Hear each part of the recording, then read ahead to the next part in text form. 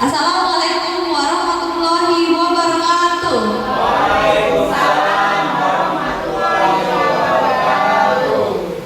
Perkenalkan Bapak dan Ibu, nama saya Intan Purnama. Saya berasal dari SD Negeri 244 Palembang. Di sini saya akan mendefinisikan karya aksi nyata saya mengenai modul 1.4 budaya positif. Mohon maaf sebelumnya Bapak Ibu, di sini kita hanya diskusi sharing-sharing mengenai budaya positif. Saya tidak menggurui karena tentunya Bapak dan Ibu lebih pengalaman mengenai budaya positif.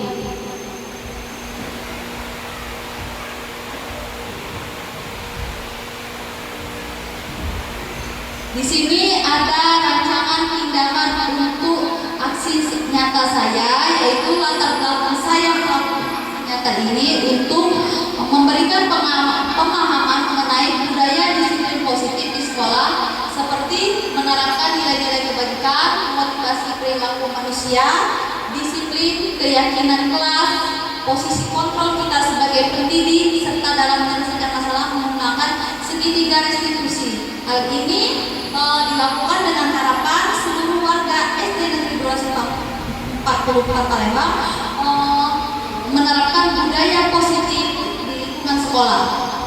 Tujuannya yaitu memberikan pengetahuan serta pemahaman mengenai budaya positif, menerapkan budaya positif di lingkungan sekolah, terbentuknya motivasi dari dalam, yaitu motivasi intrinsik dalam menjalankan budaya positif tanpa paksaan, dan dalam menyelesaikan masalah menggunakan segitiga restitusi.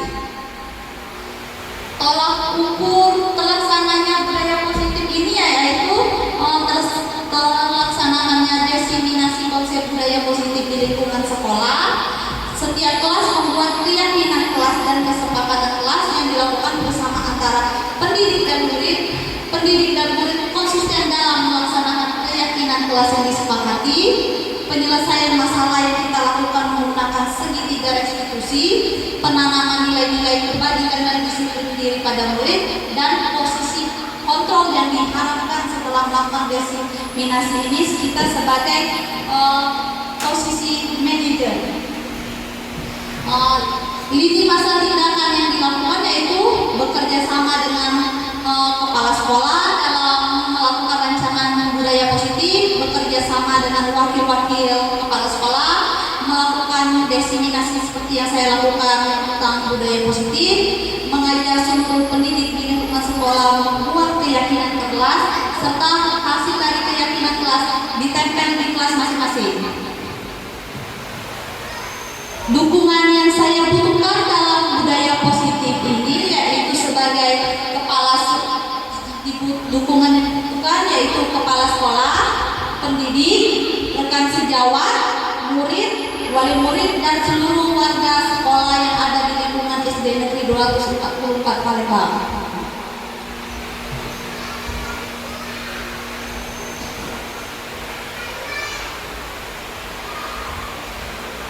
Selanjutnya, konsep-konsep yang akan saya paparkan yaitu mengenai disiplin positif, nilai-nilai kebajikan, motivasi, hukuman dan penghargaan, restitusi, keyakinan kelas, kebutuhan dasar, segitiga restitusi, serta posisi kontrol yang akan saya bahas di slide selanjutnya. Yang pertama yang akan saya bahas yaitu teori kontrol. Teori kontrol menurut Dr. William Glasser dalam kontrol teori yang kemudian berkembang dinamakan choice theory, meluruskan beberapa miskonsepsi tentang mana kontrol. Selama ini kita miskonsepsi mengenai masalah kontrol itu, yang pertama ilusi guru mengontrol murid. Yang kedua, ilusi bahwa semua penguatan positif, efektif, dan bermanfaat. Yang ketiga, ilusi bahwa kritik dan membuat orang merasa bersalah dapat menguatkan karakter. Seperti yang kita dapat bahwa kalau kritik itu dapat membuat orang merasa merasa bersalah dan menguatkan karakter. Yang terakhir, ilusi bahwa orang dewasa memiliki hak untuk memaksa. Next, Pak. Stimulus respon dari teori kontrol tersebut yaitu yang pertama, realitas kebutuhan kita sama. Bahwa kalau teori kontrol itu membahas tentang kebutuhan, bahwa setiap kebutuhan kita itu berbeda. Yang kedua, semua orang melihat hal yang sama. Menurut teori kontrol, setiap orang memiliki gambaran yang berbeda. Yang ketiga, stimulus kita, kita mencoba mengubah orang agar berpandangan sama dengan kita. Seharusnya hal ini tidak kita lakukan. Yang menurut teori kontrol, kita berusaha memahami pandangan orang lain tentang dunia. Yang keempat, stimulus responnya, perilaku buruk dilihat sebagai suatu kesalahan. Menurut teori kontrol bahwa semua perilaku itu mempunyai tujuan. Yang kelima, orang lain bisa mengontrol saya.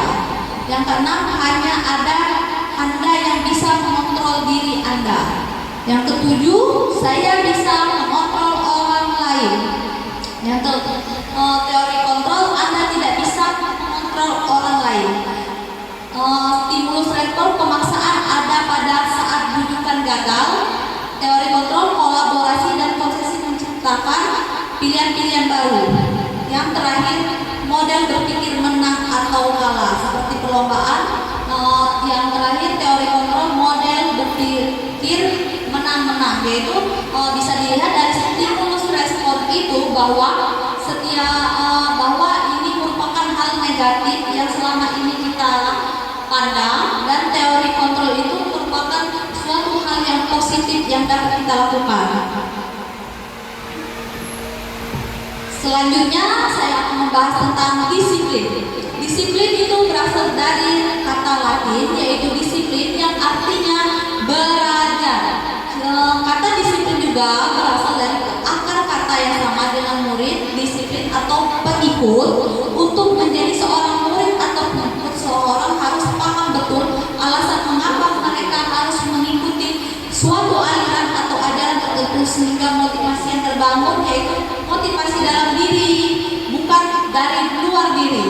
Diana juga mengatakan bahwa arti asli dari kata disiplin juga berkonotasi dengan disiplin dengan murid-murid. Disiplin dapat menjadikan seorang menggali potensinya menuju kepada sebuah tujuan, sesuatu yang dihargai dan bermakna. Dengan kata lain, disiplin mempelajari bagaimana cara kita mengontrol diri, bagaimana menguasai diri, dan memilih tindakan yang mengacu pada nilai-nilai yang kita hargai.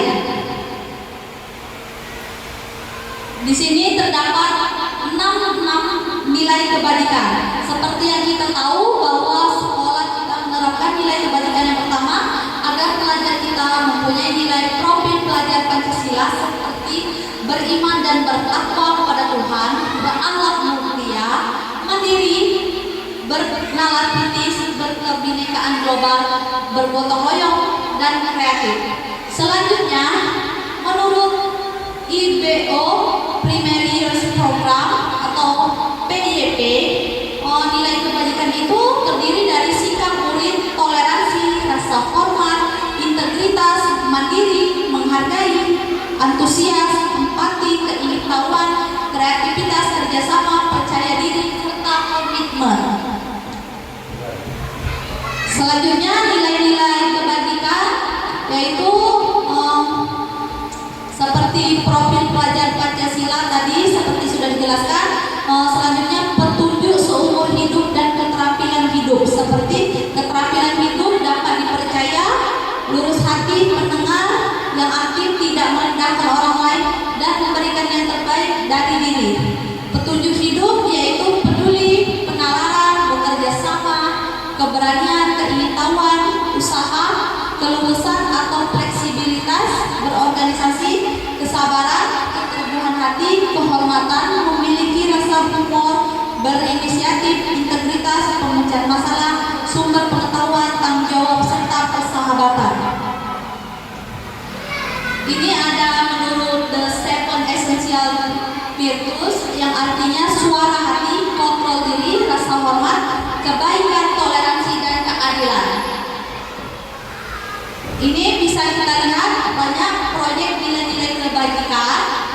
dari peduli, rajin, integritas, selamat, rasa hormat, keterserangan, keberanian, kebahagiaan, tanggung jawab, kebersihan, kesantunan, sampai pengertian. Yang ini harus kita terapkan nilai-nilai kebajikan di lingkungan sekolah kita agar sekolah kita menjadi lebih baik, disiplin, dan berprinsip. Ini ada teori motivasi menurut Diana Bosen dalam bukunya Restruktur School Discipline menyatakan ada 3 motivasi. Yang pertama, untuk menghindari ketidaknyamanan atau hukuman. Ini alasan seorang anak melakukan disiplin karena takut akan hukuman, bukan dari hati. Jadi anak itu melakukan disiplin itu karena dia takut, sehingga dia menjalankan disiplin itu bukan dari hati. Yang kedua, mendapatkan imbalan atau penghargaan. Anak biasanya melakukan disiplin itu atas dasar penghargaan atau hadiah. Nah, yang ini berbahaya Bapak Ibu. Jika kita biasakan anak-anak itu kita berikan sesuatu, jadi dia setiap melakukan sesuatu itu dia berharap ada imbalan. Hal ini tidak baik untuk dilakukan. Sebaliknya, ini merupakan motivasi dari luar. Sehingga jika kita tidak memberikan sesuatu, anak-anak itu tidak melakukan disiplin tadi, karena dia merasa tidak ada imbalan yang dia dapatkan. Yang ketiga, untuk menjadi orang yang mereka inginkan dan menghargai diri sendiri dengan nilai-nilai yang mereka percayai. Nah, ini motivasi intrinsik dalam diri anak yang harus kita tanamkan dalam diri. Jadi bukan ini tanpa paksaan. Jadi anak-anak itu sudah mengikuti disiplin ini sudah dari dalam hati mereka sendiri, sudah menjadi budaya yang mereka tanamkan. Nah, selama ini kita melihat murid-murid kita sebagai murid yang seperti apa motivasinya Bapak Ibu. Selanjutnya yaitu ada hukuman, konsekuensi, dan restitusi. Ini ada 3 bagian dari disiplin. Yang pertama, hukuman itu yaitu sesuatu yang menyakitkan dan harus terjadi. Sedangkan konsekuensi itu sesuatu yang harus terjadi dan sudah kita tahu.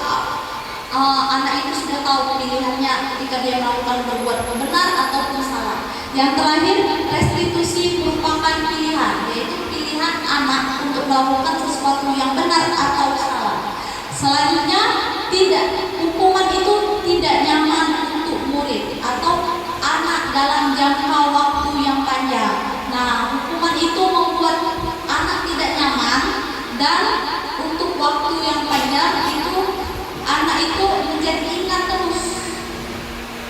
ingat tentang sesuatu yang tidak baik. Misalnya dia pada saat SD sering dihukum oleh gurunya, misalnya berjemur di lapangan atau melakukan hal-hal yang tidak baik, itu akan diingat oleh anak sampai dia besar nanti. Yang kedua, konsekuensi tidak nyaman untuk anak dalam jangka waktu yang pendek. Nah, misalnya kalau pada anak murid, misalnya dia melakukan sesuatu, misalnya mengotori kelas, kita minta bersihkan, itu kan konsekuensi yang dia lakukan ketika dia mengotori kelas. Jadi itu merupakan hal dalam jangka waktu pendek ketika dia membersihkan kelas saja. Dia tidak nyaman. Selanjutnya tidak akan diingat karena itu bukan menyiksa. Yang selanjutnya menguatkan untuk murid atau dalam jangka waktu yang panjang. Ini menguatkan bahwa dia melakukan mengotori kelas itu pilihan dia. Jadi dia harus jika dia melakukan hal itu, dia berpikir terlebih dahulu pilihannya. Selanjutnya, korban mendapatkan keadilan. Nah, maksud dari korban mendapatkan keadilan ini, jika anak misalnya kita hukum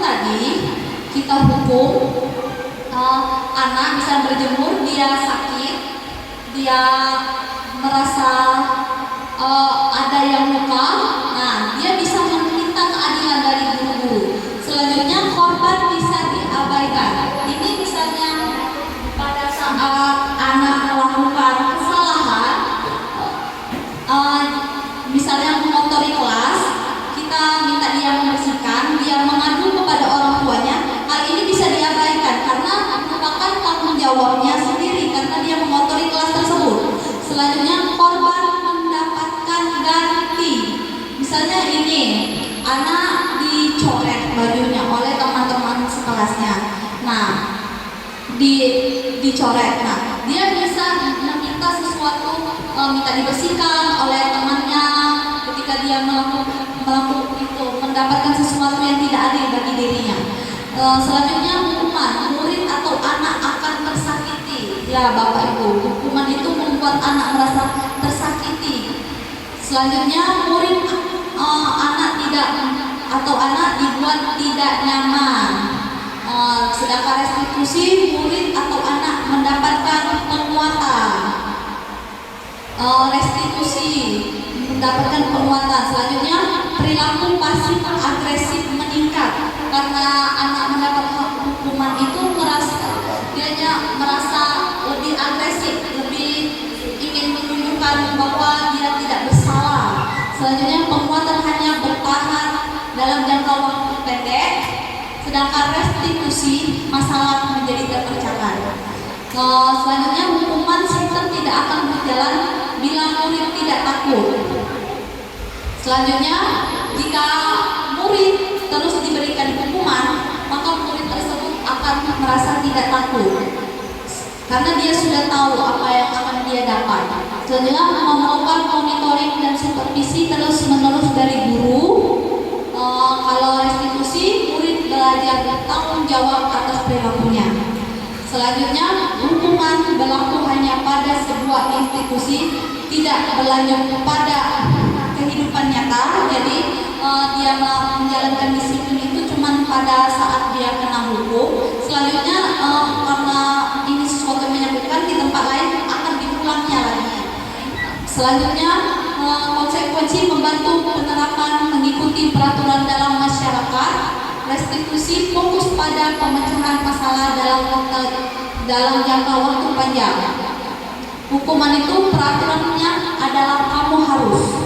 Kalau hukuman kamu harus berpakaian rapi, kamu harus bersih, kamu harus, itu merupakan suatu hukuman. Selanjutnya, konsekuensi apa peraturannya? Mampukah kamu melakukannya? Terima kasih. Selanjutnya, restitusi apa yang kamu yakini? Apa yang bisa kamu lakukan untuk memperbaiki masalah ini? Selanjutnya, murid atau anak membenci peraturan. Selanjutnya, konsekuensi murid atau anak menghormati peraturan. Dan yang terakhir, restitusi, murid atau anak menghormati dirinya serta orang lain. Ini ada contoh kasus, Bapak dan Ibu bisa dilihat. Yang pertama, bisa dipilih Bapak Ibu menggantikan kertas tugas teman yang telah dicoret-coret merupakan konsekuensi atau hukuman.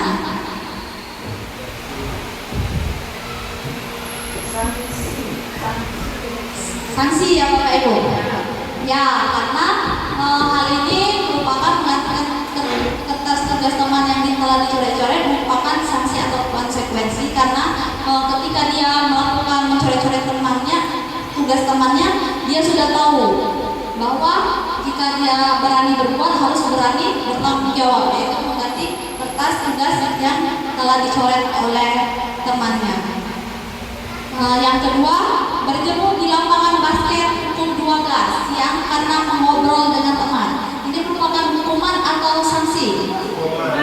Hukuman. Ya, bisa dilihat bahwa Bapak Ibu bahwa ini menyiksa karena telah membuat anak itu berjemur jam 12 malam, jam 12 siang,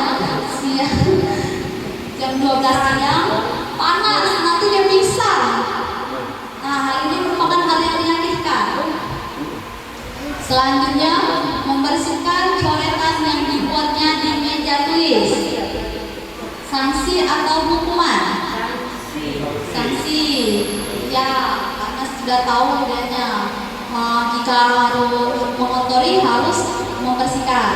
Selanjutnya, murid diminta untuk push up 5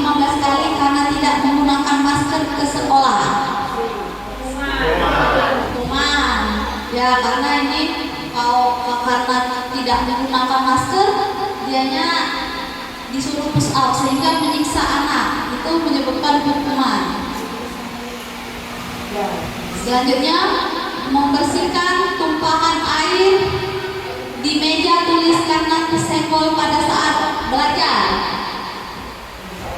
Sanksi. Ya, karena sudah tahu konsekuensinya jika mengotori harus dibersihkan. Selanjutnya, terlambat hadir di pembelajaran daring 15 menit dan diminta untuk tinggal 15 menit sesudah kelas usai untuk membahas ketertinggalan pembelajaran. Sanksi. Ya, itu sanksi karena diminta untuk membahas ketertinggalan pembelajaran, biar dia membahas lagi pembelajarannya sebelumnya dia ketinggalan. Lari mengelilingi lapangan basket 2 kali karena terlambat 10 menit untuk pelajaran PJOK. Hukuman atau sanksi? Sanksi, karena ini kan di pelajaran PJOK Bapak Ibu, jadi tidak masalah kalau ya, karena kan dia PJOK mau ini apa, mau olahraga pemanasan. Selanjutnya, membersihkan WC sekolah karena mematahkan pensil kawannya. Hukuman membersihkan WC karena mematahkan pensil temannya, jadi dia membersihkan WC. Ganti, ya. Harusnya kita ganti baru biar konsekuensi.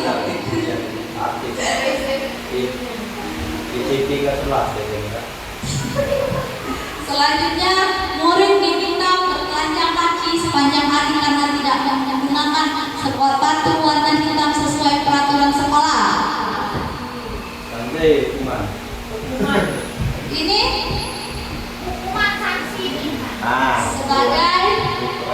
sebagai hukuman. Bisa saja ini berangkat peraturan, tapi ini bisa membuat kaki anak lecet-lecet, sakit kan, karena seharusnya ini merupakan hukuman. Yang terakhir, berdiri di depan kelas sambil mengangkat kaki satu karena tidak bisa menjawab pertanyaan. Hukuman tidak bisa menjawab pertanyaan, anak tersebut diminta berdiri angkat kaki satu.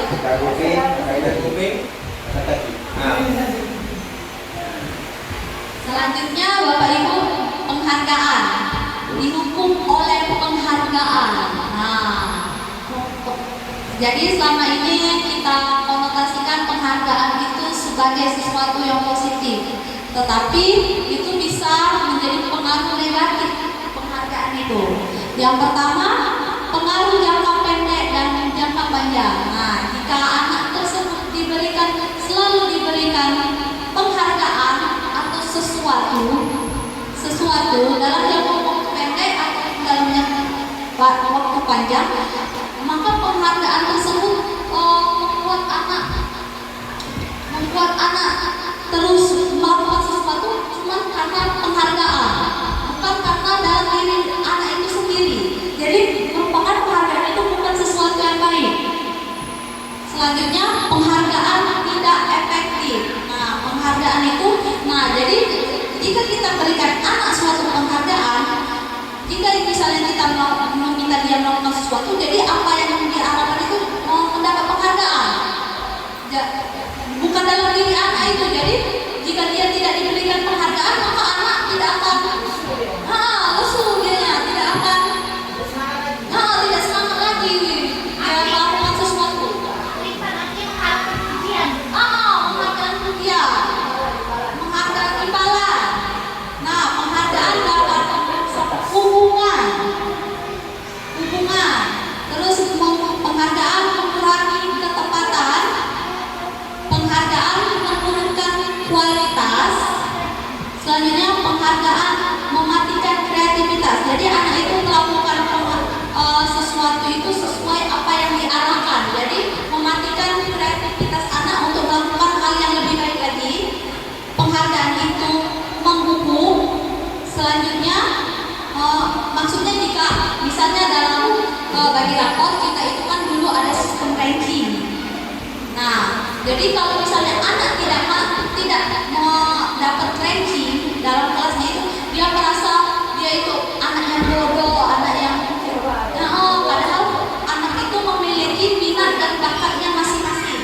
Selanjutnya, motivasi dari dalam diri anak itu tidak ada, kita tidak mendapatkan penghargaan. Selanjutnya, keyakinan kelas. Pembentukan keyakinan kelas itu, yang pertama, keyakinan kelas bersifat lebih abstrak daripada peraturan yang lebih rinci dan konkret. Selanjutnya, keyakinan kelas merupakan pernyataan-pernyataan terbuka. Ketika kita membuat keyakinan kelas, terdapat pernyataan-pernyataan terbuka dari murid, pernyataan-pernyataan terbuka dari murid, dan akan kita bahas. Selanjutnya, pernyataan keyakinan kelas senantiasa dibuat dalam bentuk positif. Misalnya, jangan membuang sampah sembarangan. Hal itu merupakan konotasi negatif karena ada kata jangan.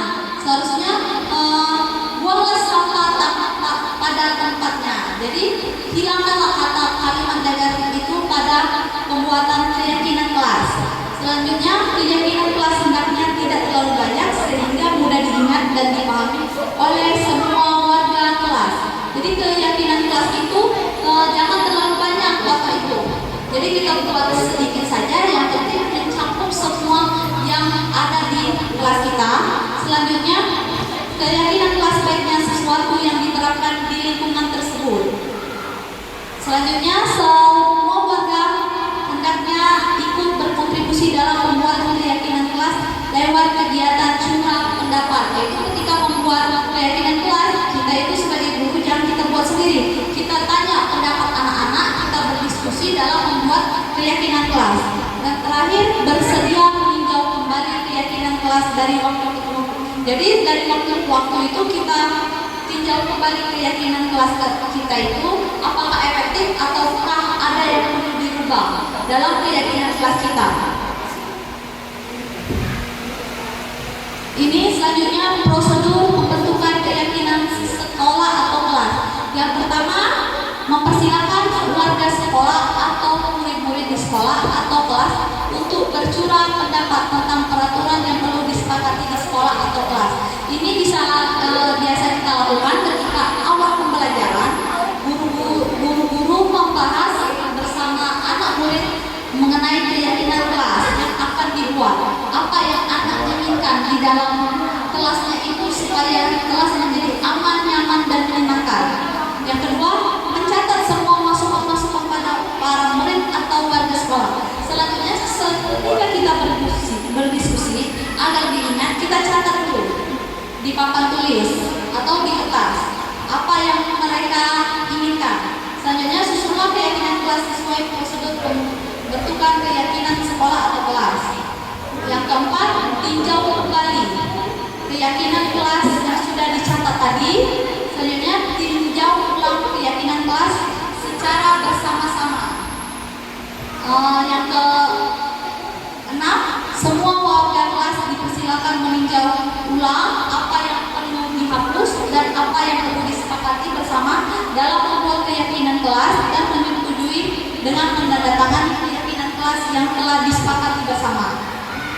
Selanjutnya, jika setelah melakukan keyakinan kelas sudah dikoreksi, ada yang salah, ada yang kurang, atau ada yang perlu ditambahkan dan sudah semua setuju dan ditandatangani bersama, selanjutnya bisa dilakukan keyakinan tersebut bisa kita letakkan di dinding atau tempat yang bisa dilihat oleh seluruh warga kelas. Jadi jika ada yang lupa, maka kita tempel di dinding untuk selalu diingat dan dibaca mengenai keyakinan kelas.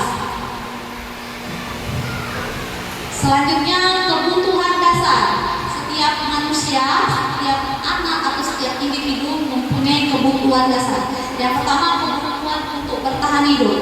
Kebutuhan untuk bertahan hidup tentunya ibu bapak sudah tahu, yaitu tempat tinggal, makanan, tempat yang nyaman, sandan, pangan, dan papat ya.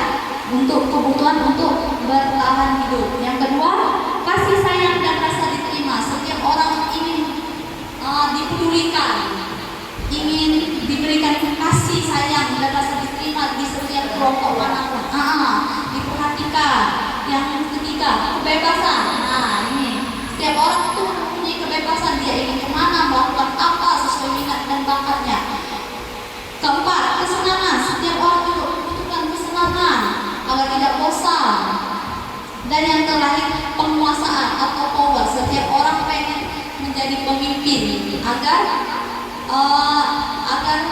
mempunyai rasa dihormati. Ini terdapat posisi kontrol yang menjadi urutan terakhir, yaitu penghukum. Sebagai guru tentunya posisi kontrol ini sangat tidak diinginkan, karena penghukum ini seperti yang dijelaskan tadi membuat anak merasa tersiksa, mengingat bahwa hukuman itu hal yang tidak baik dan negatif. Yang kedua, pembuat merasa bersalah. Di sini guru itu membuat anak merasa bersalah kepada murid. Misalnya biasanya guru dalam konotasi posisi kontrol pembuat merasa bersalah ini dengan nada yang lembut, ayo anak bersihkanlah kelasnya, nanti ibu kena marah kepala sekolah. Nah, jadi kan membuat anak merasa iba, merasa bersalah. Nah, selanjutnya teman. Ini posisi guru mengajak seperti teman. Ayolah kita bersihkan kelas bersama-sama. Ayolah kita kerjakan tugas bersama-sama. Ini sebagai teman. Ini pemantau yang keempat. Posisi memantau anak murid jika melakukan kesalahan. Apa yang salah dari kamu? Apa yang kamu perbuat? Itu posisi pemantau. Yang terakhir, manajer. Posisi yang paling dibutuhkan oleh murid, yaitu posisi manajer, yaitu posisi guru sebagai teman maupun pemantau. Nah, ini yang harus kita kuatkan lagi Bapak Ibu, yaitu sebagai posisi manajer. Jadi posisi guru ini bisa menjadi teman dan sewaktu-waktu bisa menjadi pemantau. Jadi anak tidak merasa dihakimi. Nah, selanjutnya segitiga restitusi. Ini langkah-langkah dalam menyelesaikan masalah. Yang pertama, ketika anak berbuat salah, misalnya tidak mengerjakan tugas, sering terlambat, makan di kelas, yang pertama langkah yang harus kita lakukan itu menstabilkan identitas. Nah, menstabilkan identitas itu tuh kita membuat anak bahwa bukan anak itulah satu-satunya yang berbuat salah. Misalnya ada anak yang bertengkar, jadi dianya kesel, jadi dia nendang meja. Kita tanya dulu alasan anak itu, kita buat jadi kita yakinkan anak itu bahwa anak itu bukan satu-satunya orang yang pernah melakukan hal itu. Jadi sehingga anak itu tuh menjadi bukan manusia yang gagal.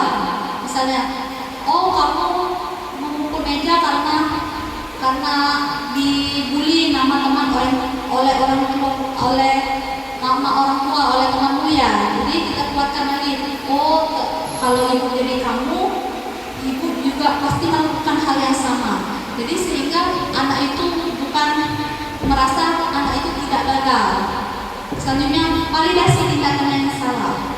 Nah, bahwa setiap apa yang dilakukan oleh anak itu tuh pasti memiliki alasan. Bahwa kamu tadi menendang, pasti ada alasannya. Iya Bu, jadi anak itu bercerita, iya Bu, saya ditendang karena saya diejek, dibully oleh teman saya, orang tuanya. Begitu, jadi pasti ada alasan kenapa dia menendang meja tersebut.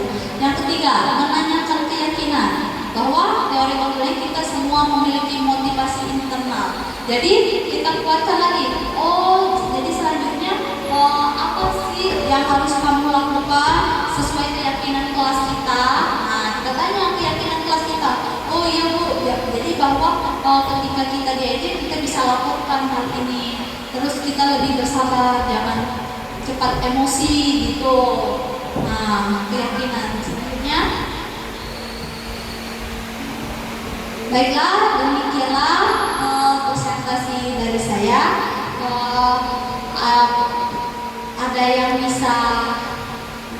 Ada yang mau bertanya, Bapak Ibu?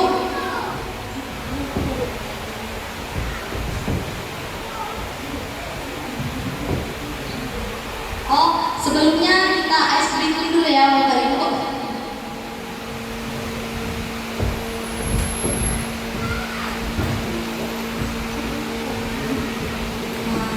Bapak Ibu diminta berdiri. Kita lakukan ice breaking terlebih dahulu. Di sini saya ada video. Bapak dan Ibu bisa ikuti kita ice breaking untuk lagu Tangan Diputar-putar. Silakan Bapak.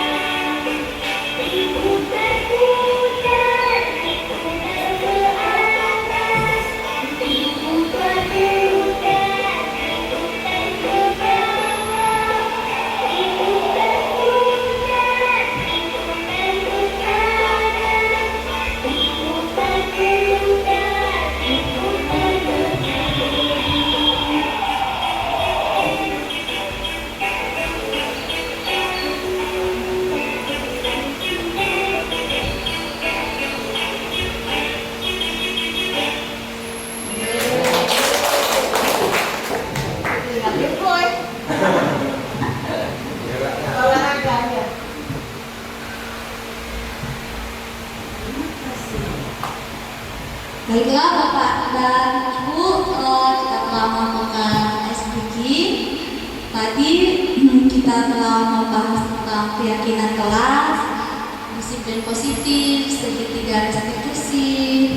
Baiklah Bapak Ibu, ada yang ingin ditanyakan? Nah, ini saya tampilkan ada keyakinan kelas 6B. Nah, di sini saya mengambil nilai bersyukur. Yang pertama itu bersyukur. Bersyukur itu bahwa segala pemberian Tuhan yang Maha Esa, dan meyakini bahwa setiap kegiatan harus dilakukan mengutamakan Tuhan, bahwa setiap kegiatan yang dilakukan ke anak itu saya yakinkan bahwa itu atas dasar Tuhan. Nah, sesuai dengan profil Pancasila kita bahwa konsep beriman dan bertakwa itu harus kita tekankan kepada anak. Yang kedua, kejujuran, bahwa nilai dari kejujuran sangat diperlukan menjadi fondasi penting bagi murid. Bahwa setiap anak itu tuh harus jujur, karena jujur itu tuh hal yang nomor satu, hal yang harus diyakini oleh anak-anak. Yang ketiga, toleransi. Toleransi itu menanamkan nilai agar murid tidak memaksakan kehendaknya kepada orang lain dan saling menghargai antar teman. Bahwa toleransi kita harus menghargai, tidak boleh memaksa. Pokoknya setiap orang tuh mempunyai kebebasan tersendiri. Selanjutnya ada kebersihan. Kebersihan itu sangat diperlukan untuk menjaga diri dari penyakit dan keindahan dan menjaga keindahan kelas. Jadi diperlukan kebersihan di dalam kelas itu agar kelas menjadi bersih, enak dipandang, menjaga diri dari penyakit. Selanjutnya itu ada gotong royong. Gotong royong yang terakhir yaitu nilai yang diperlukan juga untuk menjalin kerjasama dan solid antar teman untuk mempererat kebersamaan. Anak di sini anak diyakini bahwa anak itu harus melakukan sesuatu itu dengan kerjasama, gotong royong. Jadi tidak bisa sukses karena diri sendiri, bahwa diyakini anak bahwa manusia itu adalah makhluk sosial, bukan makhluk individu yang harus memerlukan banyak orang. Baiklah, ini ada 6 kesepakatan kelas, 5 kesepakatan kelas 6D.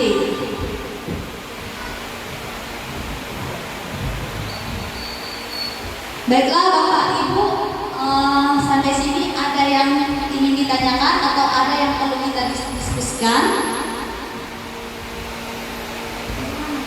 terkait presentasi saya? Ada kemudian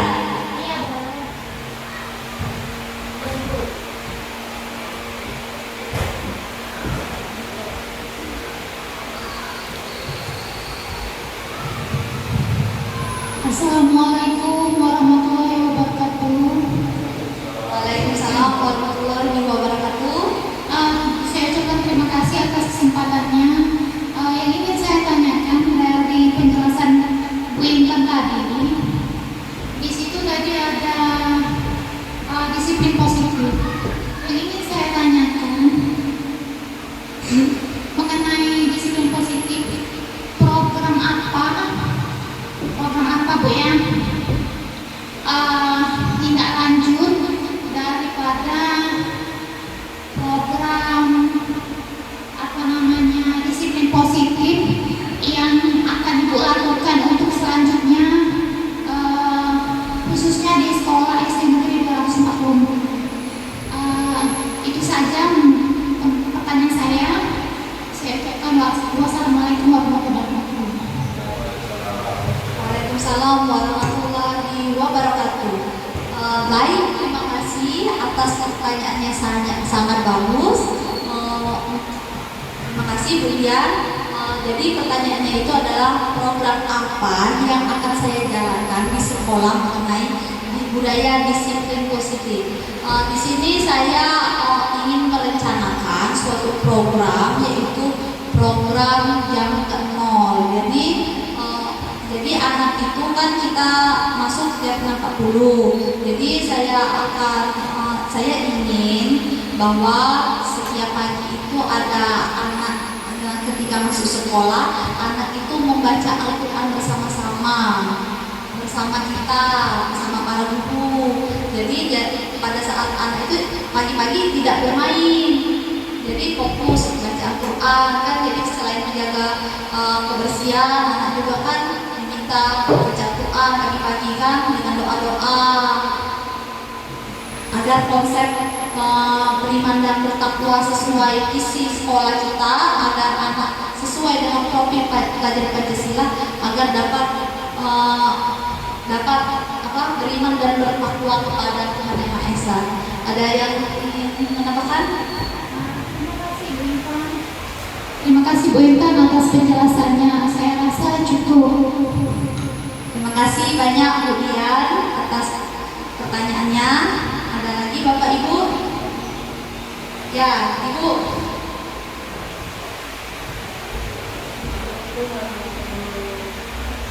Assalamualaikum warahmatullahi wabarakatuh. Waalaikumsalam warahmatullahi wabarakatuh. Ibu Intan, saya masih belum jelas segitiga restitusi. Apa yang maksud segitiga restitusi? Makasih. Baik, terima kasih banyak Ibu atas pertanyaannya.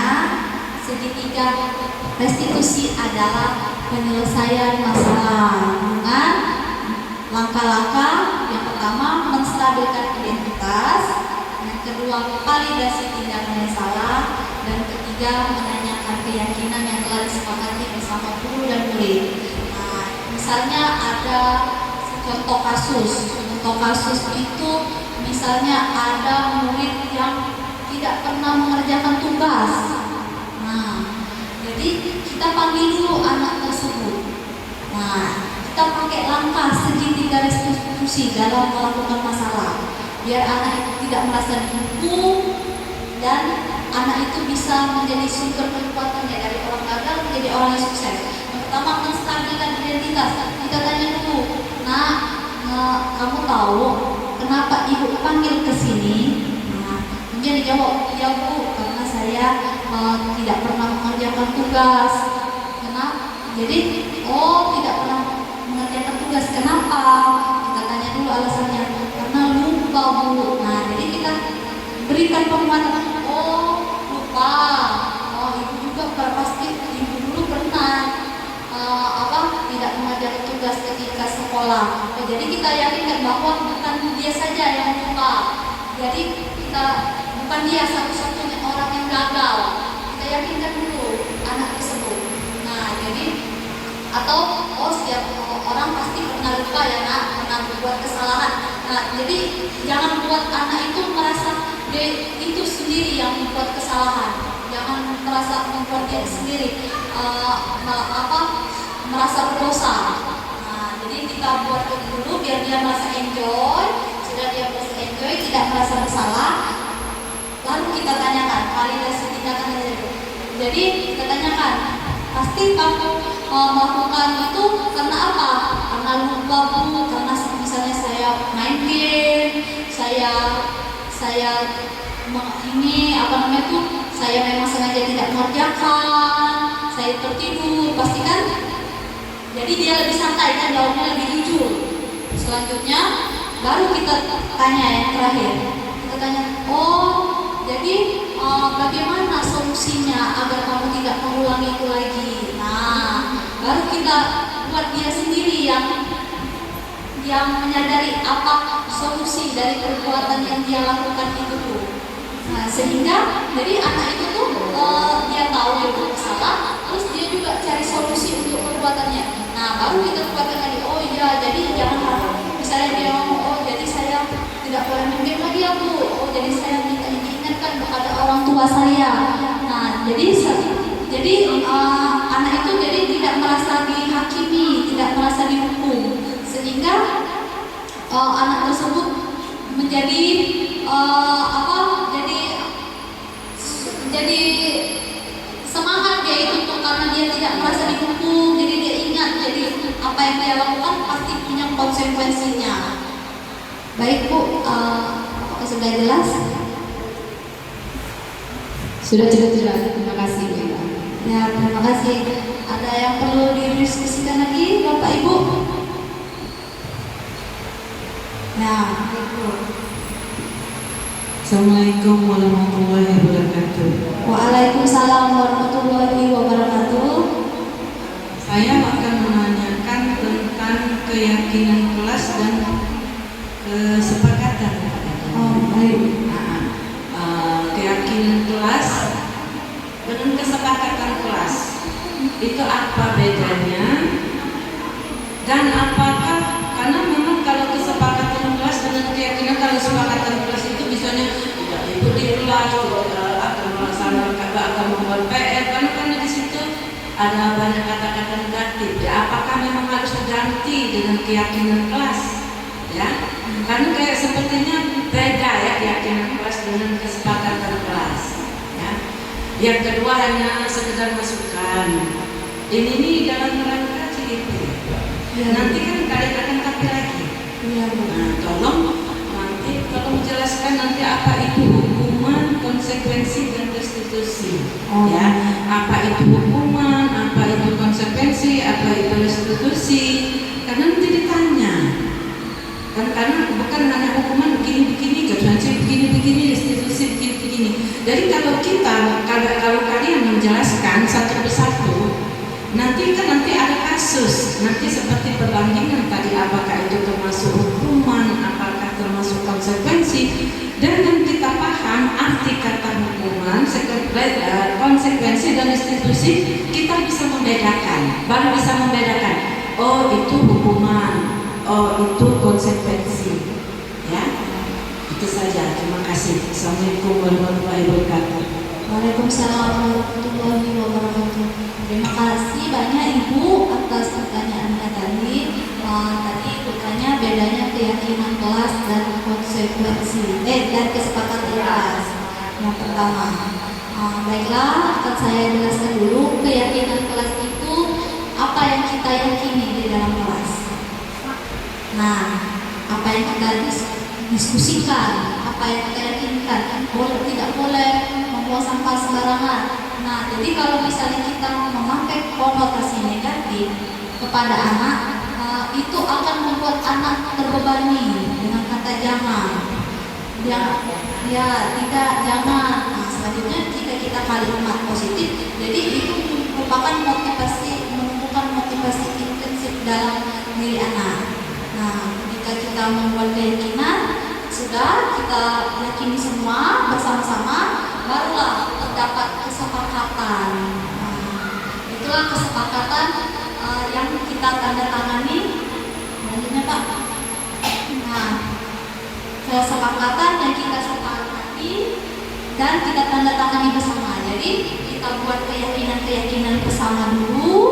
Jika sudah yakin bersama, maka kita akan sepakati. Jadi keyakinan kelas terlebih dahulu yang kita buat, baru itu menjadi kesepakatan bersama. Nah, itu beda keyakinan dan kesepakatan kelas. Selanjutnya, terima kasih banyak Ibu. Memang kami tadi tidak menyampaikan secara jelas mengenai pengertian dari hukuman. Tadi hukuman, konsekuensi dan restitusi. Kami langsung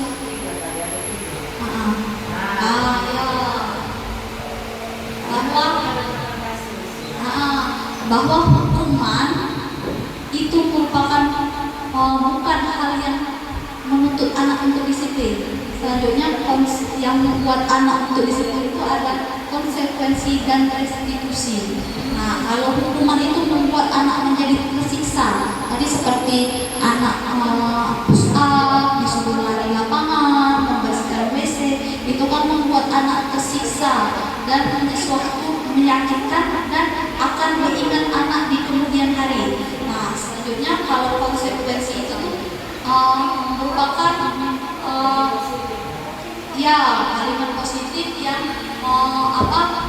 pilihan. Anak melakukan itu berdasarkan pilihan. Nah, sedangkan restitusi itu membuat anak yang menjadi orang yang gagal menjadi orang yang sukses atau kuat. Jadi restitusi ini yang paling bagus Ibu, karena dengan restitusi ini anak jadi paham apa kesalahannya. Tadi seperti penyelesaian kasus menggunakan segitiga restitusi, apa penyelesaiannya, mengapa dia melakukan tersebut, apa keyakinannya. Nah, dengan restitusi ini anak menjadi tampak meyakinkan bagi anak. Jadi restitusi ini anak sendiri yang membuat, anak sendiri yang memecahkan masalah. Sedangkan konsekuensi ini masih ada peran guru untuk mengingatkan anak. atas tindakan yang dilakukan. Sedangkan hukuman itu sepenuhnya itu yaitu yang menjadi kendali dalam menghukum anak dan membuat anak menjadi sakit hati. Baiklah Ibu, untuk masukannya ke depannya akan kami lebih tekankan lagi mengenai hukuman, konsekuensi dan restitusi yang akan kami lakukan nanti ke depannya. Baiklah, apakah ada pertanyaan lagi?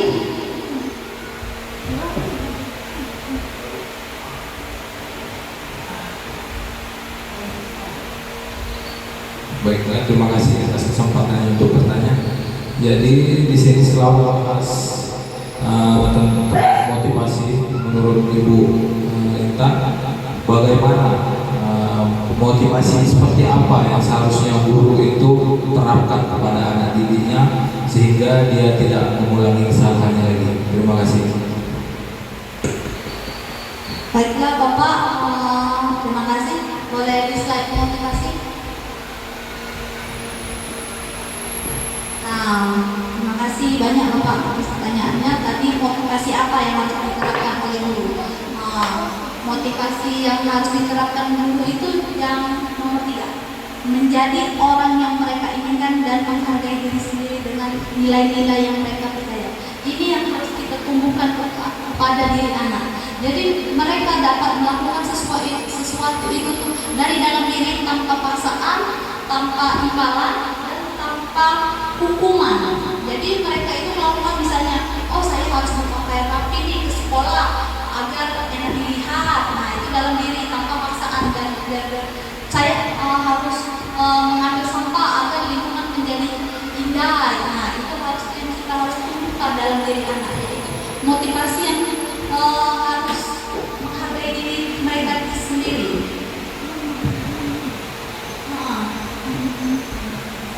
Itu yang harus kita bangun dalam diri anak. Baik, apakah itu termasuk dari motivasi dari dalam Bu?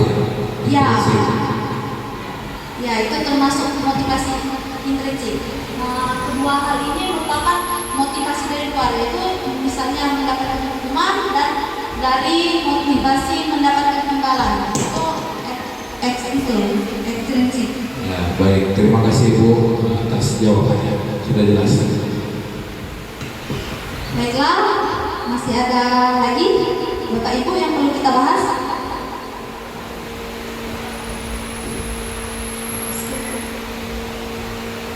Baiklah, sepertinya tidak ada lagi yang akan kita bahas. Terima kasih banyak atas waktunya yang diberikan oleh Bapak dan Ibu. Semoga diseminasi saya yang saya lakukan dapat bermanfaat bagi pembelajaran Bapak dan Ibu di kelas ke depannya. Kesimpulan dari saya yaitu hari ini kita belajar mengenai disiplin, nilai-nilai kebajikan, ada segitiga restitusi, yaitu ada cara penyelesaiannya, mengenai 3 langkah validasi. Apa yang pertama tadi itu menstabilkan identitas, menanyakan keyakinan, seterusnya validasi tindakan yang salah, terus perbedaan, hukuman, restitusi, dan konsekuensi, motivasi siswa. Nah, hal tersebut dapat kita terapkan di sekolah agar pembelajaran yang kita lakukan menjadi lebih baik lagi dan menjadikan lingkungan sekolah menjadi aman, nyaman, dan menyenangkan bagi murid, dan dalam murid menjalankan budaya positif di sekolah tanpa merasa paksaan, tanpa merasa itu hukuman. Nah, marilah kita menjadi guru yang bergerak, dan menggerakkan bersama. Terima kasih Bapak Ibu atas kesempatan yang diberikan. Wassalamualaikum warahmatullahi wabarakatuh.